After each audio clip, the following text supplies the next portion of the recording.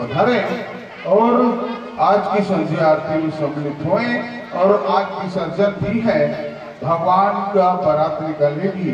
तो आप सब ज्यादा से संख्या में बारात में सम्मिलित होकर हमारे कार्यक्रम को सफल बनाए, तभी हमें अच्छी लगेगा। क्योंकि बारात जब निकलती है तो 2, 4, 5, 6 अंत में लोग रहते हैं। ज्यादा भीड़ के साथ बारात रहेगी तो अच्छा लगेगी। तो आप सबसे अनुरोध करना चाहूंगा ज्यादा से ज्यादा संख्या में पधारें और लीजिए आरती। आज की संध्या आरती होने वाली है। समस्त ब्रह्मवासी पधारे और अंतिम आरती आज की गान की प्रारंभ हो रही है। बोल श्यावर रामचंद्र की जगमग ज्योति जगाओ, आओ करे मानस आरती। जगमग ज्योति